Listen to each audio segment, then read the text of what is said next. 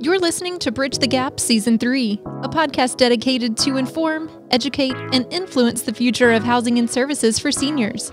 This podcast is powered by supporting partners OneDay, Propel Insurance, Enquire, LTC REIT, The Bridge Group Construction, and Solinity. Learn more at btgvoice.com. Welcome to Bridge the Gap Podcast, the senior living podcast with Josh and Lucas. Another exciting show today. We have the one and only Cara Silletto back on the program. She is a chief retention officer at Magnet Culture. She is an author and just an all-around amazing person. Welcome back to the show. Oh, thanks so much. I'm glad to be here.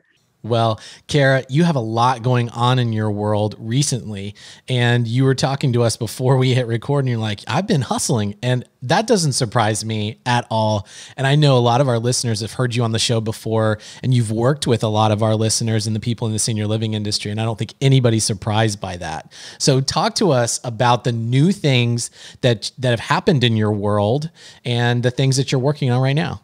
Oh, sure. Thanks. So you may know me from Crescendo Strategies, which was our company for almost 8 years.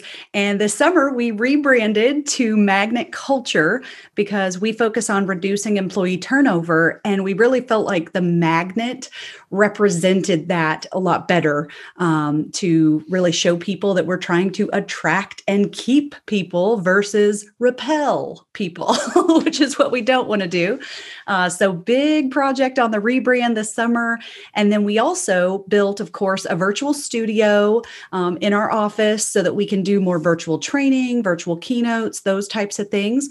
And then we took our live and in-person workforce retention boot camp and we put that into an online course.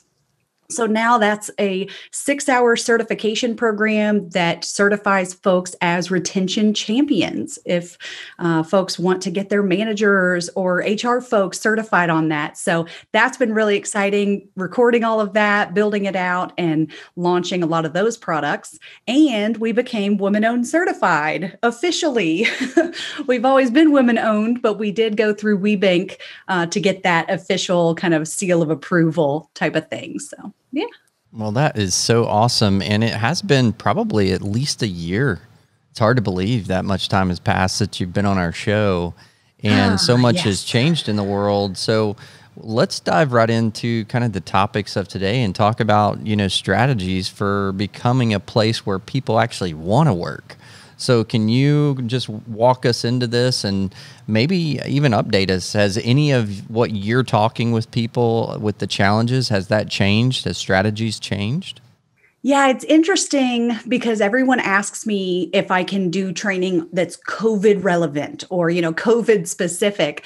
And what's kind of funny is the things that we've been teaching for years, they are the exact same strategies people should be implementing now.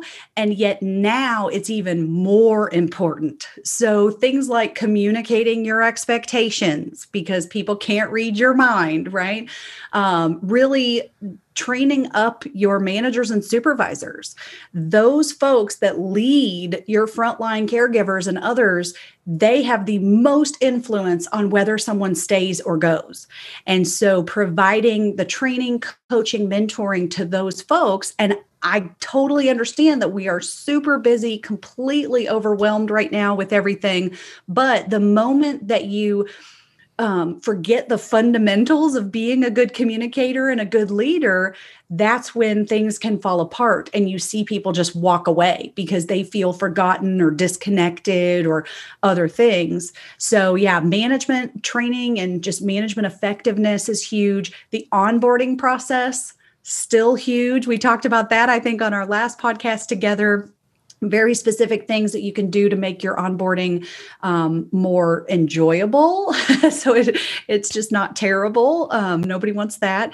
And also the team building aspect of that. You can't expect new hires to just come in and be a part of the team without knowing who these people are. So those types of things. We also really feel like each organization and even each location in many cases should have someone who is a dedicated retention champion, a dedicated retention specialist that focuses on that. It's really easy for us to say, oh, well, we need another recruiter because we've got so many applications and so much time processing all of these candidates.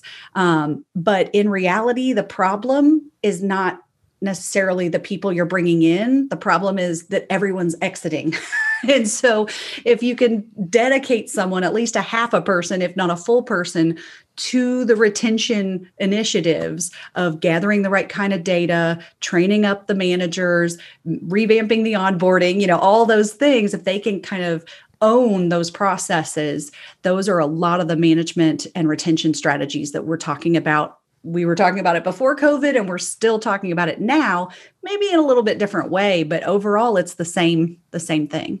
So, Cara, do you ever find when you're talking about retention and helping to train and equip and lead communities and their leadership teams to focus on that, do you ever find that you have to dig in and help them on the front end, where maybe they are hiring a lot of people that maybe they weren't communicating effectively on what they were getting into? You touched on communication and expectations. Do you find that sometimes in the onboarding process, and even before that, the recruitment, hiring, that we just get so caught up in the rat race of bringing people in that we forget to kind of lay the foundation? Sure. So I try to, when someone immediately comes to me and says, we need to hire better people, can you fix that? Can you bring us higher quality candidates? The first thing I'm going to say is, well, why are they leaving? Because if you're pointing to other people and saying they're the problem, right? I do a lot of generational work. So I hear those dang millennials, like it was fine until they showed up, right? If you're pointing your finger at not great candidates or not great pool, if you've already done the internal work and the homework to become a great place to work and to create great managers that people want to work for, then good job. And we can look at that. But you can get a lot more bang for your buck addressing the actual retention problems.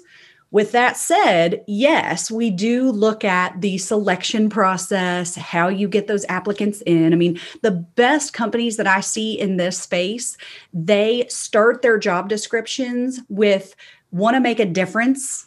They talk about what draws in people. And do you want to work for an organization that matters to people and that, saves lives and provides great quality care? And, they're selling the organization from a very marketing-esque standpoint, instead of just saying, I need people that meet these qualifications.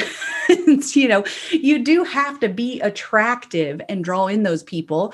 We are a big fan of using hiring assessments. Nothing expensive, but basic hiring assessments are really good if they're used properly. You should never use, what are they, like personality assessments should never be used to weed out and say, oh, well, they didn't pass that test, that assessment, so they're not even going to get an interview. But if you use proper assessments in the right way, they can be great screening tools.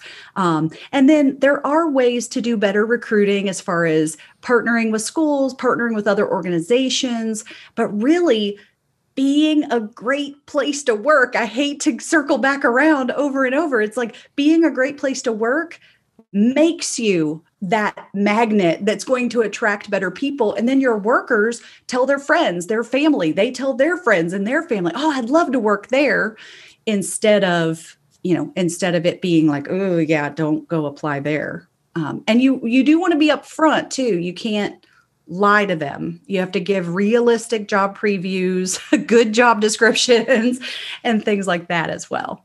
So, Cara, if our listeners want to bake the cake, right? The better place to work cake. Mm-hmm. What would be a few of the key ingredients, regardless of all the icing and all the decorations and all those things, but what is going to make that the best cake? And what are people saying about what they want in a workplace? You get to talk to a lot of people. So what are some of those common themes that you're hearing? Yeah. People want flexibility.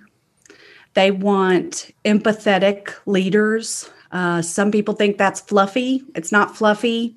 It is somebody who really understands that I am a 24/7 person. I'm a mom whose kid was shut down. Sorry, not kid was shut down. Kid's school was shut down. I mean, if that didn't wreak havoc on all working parents' lives, I don't know what else did. But yeah, so if you don't understand what I'm doing in the morning before I come in to work for you and how I'm leaving that day, what I'm leaving to go deal with and handle, maybe even as a single parent or somebody who's struggling financially or somebody who's, someone is sick in their family or whatever, or I'm sick, with, we have a lot of mental health issues that are underlying for a lot of folks that a manager may not even know that person is struggling with those things. So I really think that the workforce today is looking for managers that listen, managers that care, that give a crap about their people truly, that understand one size doesn't fit all.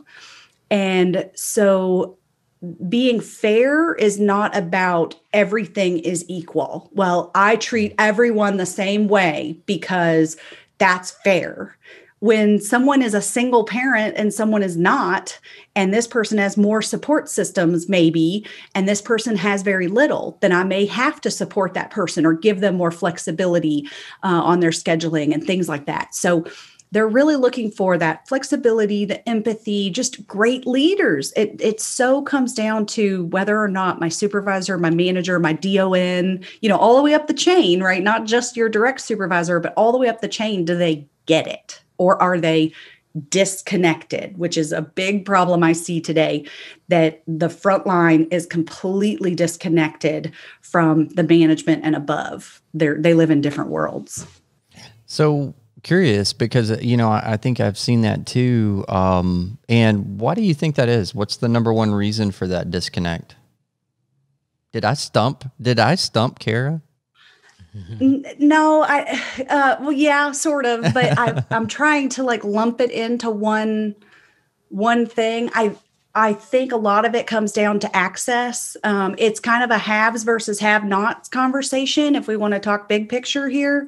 So if you think about today, dealing with COVID right now, we have what's called the K economy that's happening. So you have some businesses totally thriving in this space, right? Amazon, all the delivery services are exploding. All the big box stores are exploding, have record growth, record demand, things like that. And then you're seeing the other end, right? The K economy, you're seeing the other side of businesses struggling, businesses tanking, businesses closing, that type of thing. And a lot of it has to do with either the industry that you're in and or the region and the state. What is your state doing? How quickly are you opening and things like that? So what I meant by that when I said access is a lot of times people who have education, people who have money, they also have access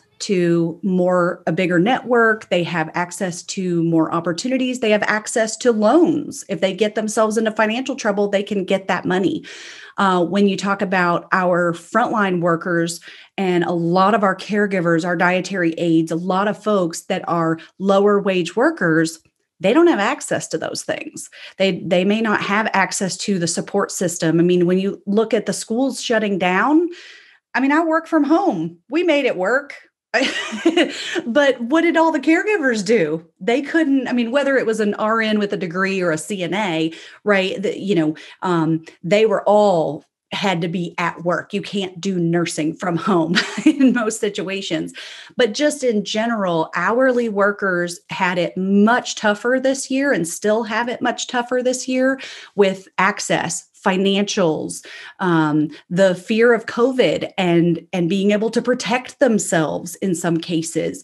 So that's where I think a lot of the disconnect comes from, is management and above often feels like, we'll just fix it. We'll just deal with it. We'll just call in your support network and get some help, have your grandma watch your kids or something like that. And then it's like, but I don't have that, or I can't do that, or I don't have access to that. So I think that's been a really big part of the disconnect, but just one piece of it. Sure. for sure. It makes a lot of sense. So do you think, I mean, obviously there's a broad and diverse workforce, specifically in senior housing. What about, how does the different generations of our workforce play into all of this? That's huge. So I've been doing generational work for 8 years now. I happen to be one of the oldest millennials and have spent tons and tons of time working with leaders to understand what are those differences, what differences really matter versus which ones are just stereotypes or whatnot. But if you think about what changed in our society every decade, that's why we have generational differences, because things evolve over time. And so flexibility, for example, it used to just be that you give them their schedule. Here's your schedule, work it. And my cousin, who's older than me, I remember that she was only able to come to our Christmas party every other year because she was a nurse at a hospital, and she had to work Christmas one year and Christmas Eve the next year. And we always did our family Christmas on Christmas Eve. So she only came every other year. Well, now, are you kidding me? The younger nurses are going, no, my family does Christmas Eve. I need Christmas Eve off. I'm not working Christmas Eve. And so they will maybe trade with someone else, but I've seen people quit because they did not get the holidays off that they demanded, instead of just putting work first. And so we've seen this evolution over time. Part of it came from companies took advantage of the older workers who were just grateful to have a job, and I'm so lucky to be here, and they put food on my table and I need to be grateful for that. And now, I mean, even with COVID, still in most industries, everyone's hiring, especially lower wage workers that can hop around from food service to retail to senior housing, those types of things. So that is a really big, it impacts the industry, the market, and allows them to still have choices. I can leave and go somewhere else. So I think those demands, while a lot of people who've been in the workforce longer think that's crazy, they're just entitled. It's like, no, I saw my mom get the raw end of that deal where she had to work all these late nights and work all these holidays. And then she got blindsided with a layoff. And then she told me, do not do that. Do not stay late if they're not paying you. Do not, give your life to this company. If you're not happy, you get out. So it was really a different upbringing because the 80s and 90s and 2000s brought a lot more flexibility, a lot more layoffs in corporate America, not so much in the senior care, senior living space, but certainly our parents who were in different industries faced a lot of that, and they raised us differently to just look out for ourselves. It makes a lot of sense. So, switching gears here just a little bit, as you can imagine, over the last 6 or 8 months, Lucas and I have had a lot of conversations about senior living on a lot of different topics because of all the changes that have been going on. There's a lot of things happening in senior living where it kind of feels like a pressure cooker, right? But with this, we've also been talking about forecasting what are some of the positive things that we see coming out of this. And we've talked about everything from technology to different practices and how, this has really forced everyone in all industries, but especially senior living, out of our comfort zone. And, we've talked about even from a marketing and telling our stories, how we've had to get more equipped with being able to do things virtually. What do you think the impacts could be potentially from a positive perspective when we are really put into this pressure cooker situation, as we have been, is how I put it? What do you think as we're being refined, so to speak, and what do you think positively might come out on the other side? Yeah, I think we're seeing the true colors of a lot of organizations and cultures of who really cares about their people even more so than the bottom line. Of course, we have to make sure we have a healthy bottom line to keep our buildings open and keep jobs and things. But I do think you're seeing just some gems come out of the woodwork on this, of who's really doing it very, very well, taking such great care of their people. I also think that what has happened in the last 6 months is really just an expedited version of the evolution that was coming for a lot of things. Now, I get it. Regulations are, crazy changing still and whatnot. But I mean, from what you said, the technology side, flexibility, I saw more and more buildings giving their staff flexibility on schedules and whatnot. And then when the schools shut down, they had to. Even the buildings that didn't typically give options and flexibility, it was, well, okay, fine. Okay. Or letting some of their staff work from home, right? Of course, not the caregiver side, but the activity director or other folks, certainly corporate, regional staff and more administrative type roles. We saw that expedited, and they just leaped right over those barriers that they had before. Well, you can't work from home because we don't have the cybersecurity, or you don't have a laptop, or, oh, I don't know if you'll be working or not, right? Whatever the excuses were, or those barriers, we got over those really fast in many cases. And I saw that coming. That wasn't like not here and then here all of a sudden. I think it just expedited those types of things. So I think that's a good thing that's coming out of it, is we got a little farther, a little faster. And having done a lot of work outside of senior care and senior living, and I still do that on purpose so I can bring best practices from other industries into this space.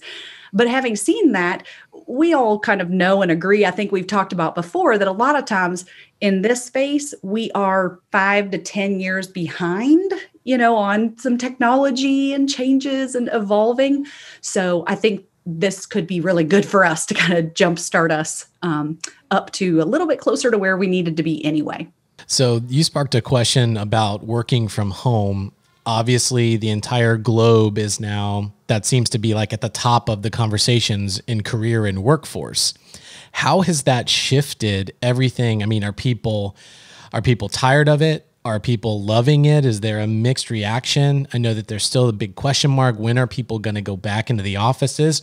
Are people ever going to go back in the offices? We've heard these big tech companies that basically said, no, we're never need to come back here. That sort of a thing. It's just everything is shifted, Cara. What's happening? Yeah. So you hit the nail on the head when you said, is it a mix? And yes, the answer, I believe, moving forward is all of the above. You have some organizations and organizational leaders who believe everyone needs to be there and see people and collaborate in that face-to-face way. And then you have other organizations that are saying, you know what? I don't ever need to see your face except on Zoom. So you can work from wherever you want if you want to move or anything like that. So that's kind of the spectrum. And of course, you have organizations in between that are going to do the hybrid type of thing. But we also have a workforce that has that same spectrum. I know some people that they will never work from home again. As soon as they are allowed to get a job where they can go in somewhere, they are not doing this. It does not work for me. And then I see other people that say, I am never going back into an office again. This is wonderful. No commute, flexibility, work in my PJs, whatever it is, that they love that. And then you've got a lot of people, again, in the middle that would like to have a hybrid. They want to see people when they want to see people and have an office to go to, but also have that flexibility.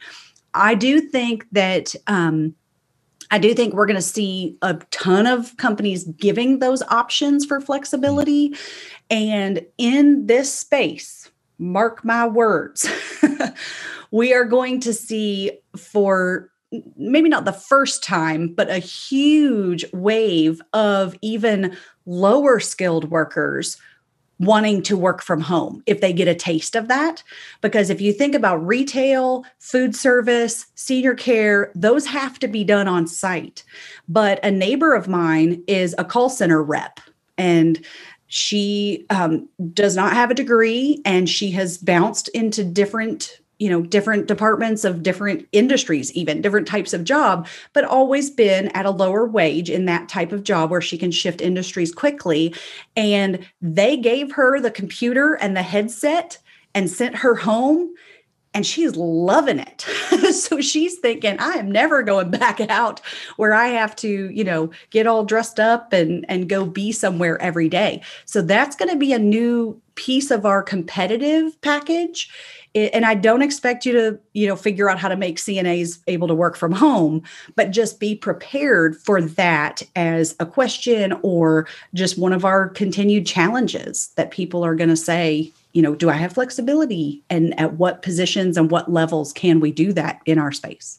Yeah. So it sounds like that maybe the future really is a pretty dynamic hybrid sort of solution, and probably given, each case scenario. One thing that I've heard from the marketplace, I'd love to get your insights on this, is that all of the junior workers that are coming into these industries and these fields from very diverse backgrounds, but let's just focus on a couple of them, like finance or like law, these industries that are pretty complicated, where these junior people or entry-level workers are coming in, and the experience that they gain from being in the office, hearing the phone calls from more of the executives and the senior higher up people, that kind of like bouncing, getting a quick question answered, that seems to be lost right now. Where do you think the results or the ramifications of that lead us? Yeah. So again, that's access, right? Goes back to who gets to hear that phone call and who doesn't. So I proactively will have some of my staff join me on calls, sometimes even as a fly on the wall, that I'll have them. Maybe I shouldn't say this out loud, but sometimes I have them on speakerphone on my phone while I'm doing the Zoom call. But it's really just, they're just learning. They're just observing and listening in to how I handle that phone call. Or maybe I'll have them on Zoom and my client on the phone, on speaker kind of thing, because I recognize that was a huge part of my mentorship and growth as a young professional, was listening to the guys' phone calls across the hall from me and, having that interaction. So I proactively try to fill in that void with extra mentoring and whatnot. But I do think, especially for those younger or junior, newer staff, as you call them, I think they need to take that in their own hands and ask, how can I listen in on your stuff? Or maybe they have some recorded Zoom calls that I could just listen to, things like that. Or can they be invited to some of the calls to help build their network and build those skills? I definitely think that managers across all industries really have to be cognizant of not letting those folks fall through the cracks. But luckily, the younger workers tend to be more vocal and like, hey, hey, could I do that? Not all of them. We certainly have introverts and extroverts in every generation, but a lot of the younger workers are more vocal in getting what they want, or at least asking for what they want. So I encourage people to do that for sure. Well, gosh, there's so much here. We could talk for days to Cara. Cara, you've developed some amazing resources through the years and still developing those. And now taking a lot of those resources virtual. You were talking to us before the show started about your boot camp and things like that. You also have a book out, and I think you're going to actually give us do a giveaway today. Is that right? Yeah, absolutely. I'm going to give 5 lucky winners a free copy of Staying Power: Why Your Employees Leave and How to Keep Them Longer. Well, that's awesome. Awesome. Well, we'll make sure that we let our listeners know. We'll put that in the show notes, and we'll give some extra credit to those people that want to engage with us. What a great conversation we've had today, Cara. Thank you so much. Yeah, thank you guys. It's great to be back. Good to see you again. Absolutely. Great to see you, even though we're not in person, but it's still great to see you and interact. And thank you for bringing your energy and your insights to today's show. Awesome. Thanks. All right. We'll put all this in the show notes, and make sure that you follow us at btgvoice.com. You can access all of our past shows. You can even see Cara's past show. I think she was on episode 16 and also episode 40, where you can go back and listen to those as well. We've got everything categorized, and all the show notes and all the transcripts are on our website as well. You can connect to our social media, where you can shoot us a DM or a message. We'd love to connect with you. Hope everybody's having a great day, and thanks for listening to another great episode of Bridge the Gap. Thanks for listening to this episode of Bridge the Gap, the Senior Living Podcast. We'd love to hear from you, so visit btgvoice.com for all things about the podcast. Powered by supporting partners OneDay, Propel Insurance, Enquire, LTC REIT, The Bridge Group Construction, and Solinity.